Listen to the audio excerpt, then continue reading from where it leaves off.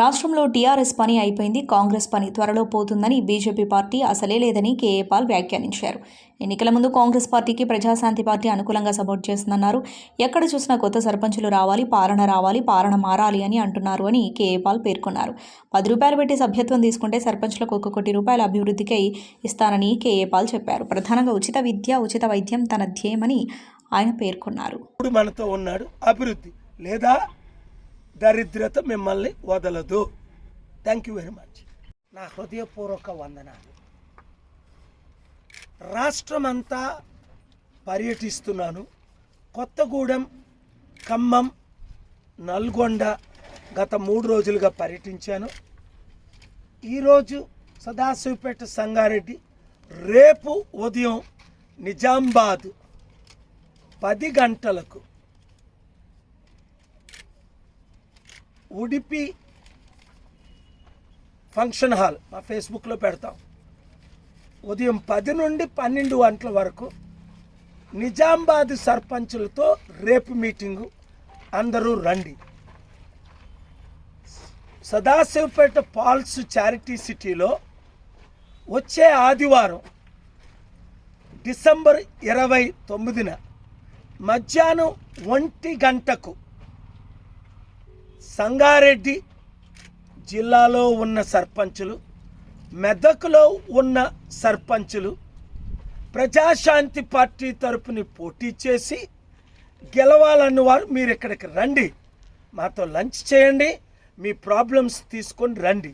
మీరు ఏ విధంగా జనవరి ఎలక్షన్లో సర్పంచులుగా గెలుస్తారు, గెలిచిన 100 రోజుల్లో ఉచిత విద్య, ఉచిత వైద్యం, గెలిచిన గ్రామాల్లో నిరుద్యోగులకు ఉద్యోగాలు, అలాగే అక్కడ రోడ్లు లేకపోతే రోడ్లు, ఏ ప్రాబ్లమ్స్ ఉంటే ఆ ప్రాబ్లమ్స్ 100 రోజుల్లో గెలిచిన సర్పంచులకు, గెలిపించిన గ్రామాలకు అభివృద్ధి 1 ఇయర్లో కంప్లీట్ అయిపోతుంది. అభివృద్ధి అంతా 78 సంవత్సరాలైనా గ్రామాభివృద్ధి జరిగిందా? లేదు. ఏదో సిటీలో పెద్ద పెద్ద బిల్డింగులు కట్టి షో చేసుకుంటూ ఇప్పుడున్న గవర్నమెంట్లన్నీ డ్రామాలు ఆడుతున్నాయి. అసలు 70% ప్రజలు గ్రామాల్లోనే ఉన్నారు. 7,60,000 గ్రామాలు ఉన్నాయి మన భారతదేశంలో. ఒక్క గ్రామమైనా అభివృద్ధి చెందిందా అంటే లేదు. గ్రామాభివృద్ధే దేశాభివృద్ధి. పాలన రావాలి, పాలన మారాలి. గ్రామాభివృద్ధి చేసి ఇప్పుడున్న రాజకీయ పార్టీలన్నిటికీ బుద్ధి చెప్దాం. అభివృద్ధి చేసే బాధ్యత నాది. మీ ఓట్లు మీరు వేసుకొని మాకు బీఆర్ఎస్ వద్దు, కాంగ్రెస్ అసలే వద్దు, బీజేపీ లేదు, ప్రజాశాంతి పార్టీయే ముద్దు అన్న ప్రతి ఒక్కరూ వచ్చే శనివారం ఉదయం 10 గంటలకు 28ని నల్గొండలో సర్పంచులతో మీటింగు. వచ్చే శనివారం 28ని మధ్యాహ్నం 2 గంటలకు ఖమ్మం ఫంక్షన్ హాల్లో మీటింగు. వచ్చే ఆదివారం 1 గంటకు ఇక్కడ charity city, Paul's charity city Sadasivpet దగ్గర మీటింగు. మిగతా డేట్లన్నీ అనౌన్స్ తర్వాత చేస్తాం. Thank you very much. సర్పంచులారా, ఆత్మహత్యలు చేసుకోకండి. మీకు 5 లక్షల అప్పు ఉంది, కొంతమందికి 50 లక్షల అప్పులు ఉన్నాయి. ఈ రాజకీయ దొంగల్ని మీరు నమ్మి, ఈ గజ దొంగల్ని మీరు నమ్మి, వారిచ్చిన వాగ్దానాలు మీరు నమ్మి అభివృద్ధి చేద్దామని అప్పులు పాలయ్యారు. ఒకటి మాత్రం సత్యం, 1,00,000 కోట్ల అప్పు పెరిగింది తెలంగాణ ప్రజలకు. 1,00,000 కోట్లు లెక్కలు చూసుకోండి. అప్పు పెరిగింది, దరిద్రం పెరిగింది, ఆత్మహత్యలు పెరిగాయి, అవినీతి పెరిగింది. ఏ అభివృద్ధి కార్యక్రమాలు అవ్వలేదు. ఏదో అప్పులు చేసి ఏదో ఇప్పినట్టు 20 లక్షల మందికి రైతులకి రుణమాఫీ చేసామా అంటారు. మరి 80 లక్షల సంగతి ఏంటి? ఒకవేళ మీరు నిజంగా 20 లక్షల మందికి చేసుంటే అది ఎవరికి తెలుసు? మీ బోర్డులో మేము చదువుతున్నాం. ఒక డిబేట్కి రమ్మనని తమ్ముడు రేవంత్ రెడ్డిని లైవ్ డిబేట్కి రమ్మనండి అన్ని ఛానల్లో. నన్ను అదరికి ఎలక్షన్ ముందు వచ్చాడు, నన్ను కలిశాడు, పరేడ్ గ్రౌండ్స్లో మీటింగ్ పెడదామన్నాడు. ఆయనకి నేను మద్దతు ఇచ్చాను. బాబు మోహన్ రాజీనామా చేయడానికి ఆయన వరంగల్లో ప్రజాశాంతి పార్టీ తరపున నిలబడతాను టికెట్ ఇమ్మంటూ మేము ఇవ్వలేదు, మేము పోటీ చేయలేదు. రేవంత్ రెడ్డికి కాంగ్రెస్కి మద్దతు ఇచ్చాం. మోసపోయాం, ప్రజలు మోసపోయాం. ఆయన అన్నాడు రేవంత్ రెడ్డి, మేము అబద్ధాలు ఆడతాం, మా అబద్ధాలే జనాలు నమ్ముతారని. గొల్లోన్ని నమ్ముతుందా, కషాయాన్ని నమ్ముతుందా? నేను గొల్లోన్ని, నన్ను నమ్మరు, కషాయాన్ని నమ్ముతారు వీళ్ళని. ఇప్పుడు ఉన్నోళ్ళు, అప్పుడు కేసీఆర్ కేటీఆర్ నమ్మాడు, ఇప్పుడు రేవంత్ రెడ్డిని ఇంకో రెడ్డిని నమ్ముతారు. ప్రజలు మోసపోతున్నారు. పోనీ ప్రజలకే నా బుద్ధి ఉందా? బుద్ధి ఉంటే ప్రతి సర్పంచ్ 12,000 మంది ప్రజాశాంతి పార్టీ తరపునే పోటీ చేస్తారు. నేను డబ్బులు అడగట్లేదే. మీరు ఓట్లు మీకు వేసుకోండి. వాళ్ళు ఇచ్చిన 1,000 రూపాయలు 2,000కి మోసపోకండి. ప్రజాశాంతి పార్టీ మద్దతుతో మీరు నిలండి. 10 రూపాయలు 100 రూపాయలు మెంబర్షిప్ తీసుకోండి. 10 రూపాయలు తీసుకోండి. సర్పంచ్లారా, నా కండువా కప్పుకోండి, నా ఫోటో పెట్టుకోండి. మీరు గెలుస్తారో లేదో చూడండి. ఆ 3 చేయండి. 10 రూపాయలు మెంబర్షిప్ తీసుకోండి. సర్పంచ్లందరూ ప్రజాశాంతి పార్టీ కండువా కప్పుకోండి. మీ జిల్లాకు వచ్చినప్పుడు 33 జిల్లాలు వస్తున్నాను. 3 మీ ఓట్లు మీకు వేసుకోండి. అభివృద్ధి 100 రోజుల్లో ఎలా చేసి చూపిస్తానో మొదట 100 గ్రామాలకి చేసి చూపిస్తా. తత్మ అన్ని గ్రామాలకి 1 ఇయర్లో కంప్లీట్ చేసేస్తా. ఓన్లీ గెలిచిన సర్పంచులకు మాత్రమే ఎలాగ 1 కోటి రూపాయలు సంవత్సరానికి ఇస్తాం. మీ గ్రామాభివృద్ధికి 30,000 మీకు జీతం ఎప్పుడు ఇస్తాం? సర్పంచుల మీటింగుల్లో నేను మాట్లాడతాను. అది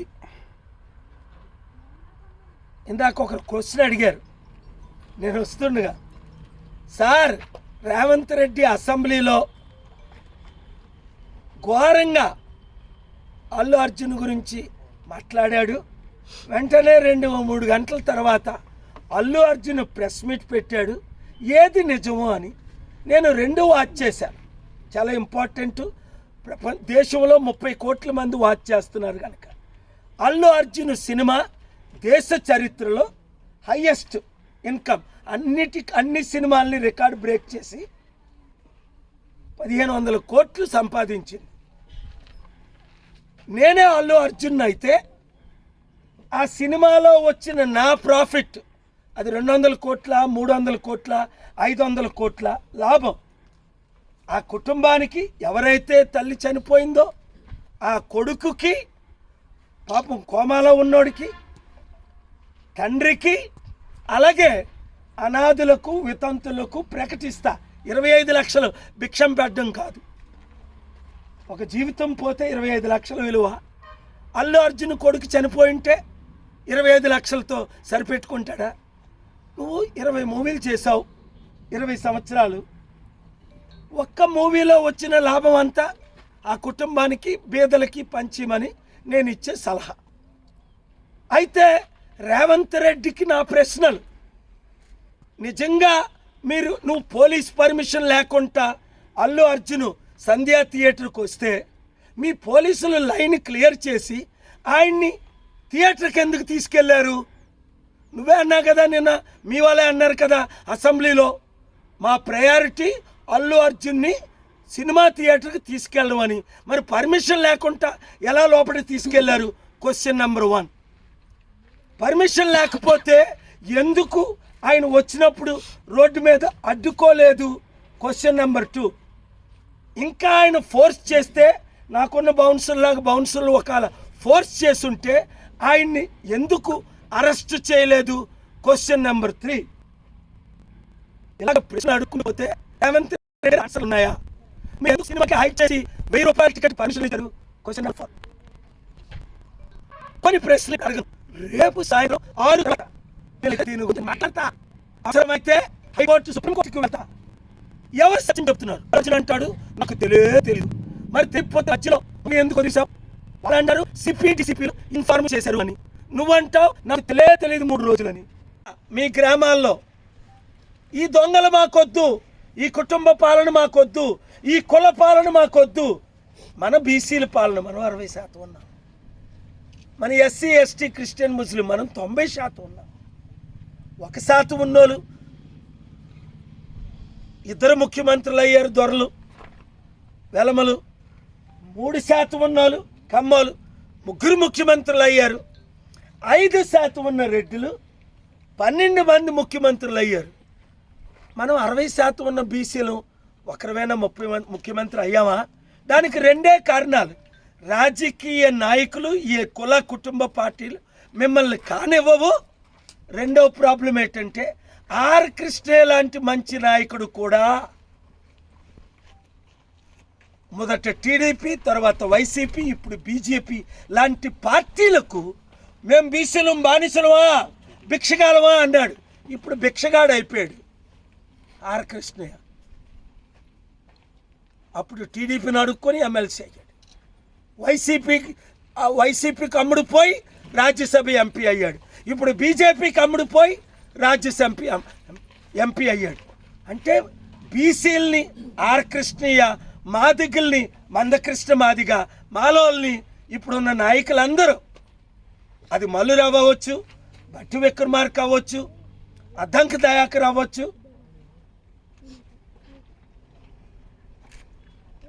అమ్ముడిపోతున్నారు. ఉన్న పార్టీలన్నిటికీ భిక్షగాలు అయిపోతున్నారు. కులాలను తాకట్టు పెట్టేస్తున్నారు. అందుకనే బీసీ, ఎస్సీ, ఎస్టీ, క్రిస్టియన్, ముస్లింకి రాజ్యాధికారం రాకపోవడం ఎంతో డాక్టర్ బిఆర్ అంబేద్కర్ ఆత్మ ఘోషిస్తుంది. దీనికి అంతం పెడదాం. ఇదే చివరి ఎలక్షన్ బ్యాలెట్ పేపర్లతో. తర్వాత అన్ని 1 నేషన్ 1 పోల్స్తో ఈవీఎంల ఎలక్షన్ అవుతాయి. అంటే అర్థం చేసుకోండి, ఇంకా 50 సంవత్సరాలు దేశాన్ని బీజేపీయే ఏలుతుంది. కనుక మన సత్తా చూపించాలంటే ఈ ఒక్కసారి పార్టీలకు అతీతంగా బీఆర్ఎస్ వద్దు. ఎందుకంటే కేసీఆర్ కూడా బీజేపీ తొత్తే. రేవంత్ రెడ్డి వద్దు, ఎందుకంటే ఆయన కూడా ఆర్ఎస్ఎస్ విహెచ్పి బ్యాక్గ్రౌండ్ నుంచి వచ్చినోడే. మనమే మనకు ముద్దు, మన పాలన. ఇప్పుడు ఉన్నది రేవంత్ రెడ్డి అంటాడు ప్రజాపాలన. అది కాదు, అది రెడ్డిల పాలన. ప్రజాపాలన కాదు, బోర్డు ప్రజాపాలన. రియల్ది రెడ్డిల పాలన. నెంబర్ 1 ఎవడు? రేవంత్ రెడ్డి. నెంబర్ 2 ఎవడు? పొంగులేటి శ్రీనివాసరెడ్డి. నెంబర్ 3 ఎవడు? కోమటిరెడ్డి వెంకటరెడ్డి. పేర్లు చదివితే అందరూ రెడ్లే. ఇక్కడున్న రెడ్డి, ఈయన పేరేంటి? జగ్గారెడ్డి. రెడ్లకి నిజంగా కుల బీసీ, ఎస్సీ, ఎస్టీల మీద గౌరవం ఉంటే ప్రజాశాంతి పార్టీలో చేరమని నేను కోమటిరెడ్డి వెంకటరెడ్డికి, రాజగోపాల్ రెడ్డికి నల్గొండలో పిలుపునిచ్చాను. మీరు చూశారు. నిజంగా బీసీల పట్ల ఎవడో ఒక బీసీసీ పీస్ చీఫ్ని పెట్టి గౌడ్ అట అసలు ఇన్వెస్టిగేట్ చేయించాలి. యూత్ ఇంకా వీళ్ళని నమ్మితే దరిద్రులుగానే మిగిలిపోతారు. కేసీఆర్ని నమ్మాం, బంగారు తెలంగాణ, దరిద్ర తెలంగాణ, అప్పుల తెలంగాణ, అవినీతి తెలంగాణ, కుటుంబ తెలంగాణ, కుల తెలంగాణ అయిపోయింది. ఇప్పుడు రేవంత్ రెడ్డిని మీరు నమ్మారు, నేను నమ్మాను. మోసపోయాం. ఇదే నా మెసేజ్. మోసపోకుడి, దేవుడు వెక్కిరింపబడి. బాగుపడాలా ప్రజాశాంతి పార్టీ, అప్పులు తీరాలా. Hi everybody, this is Kiriti Damaraju. Like, share and subscribe to Saira TV. Oh, Saira!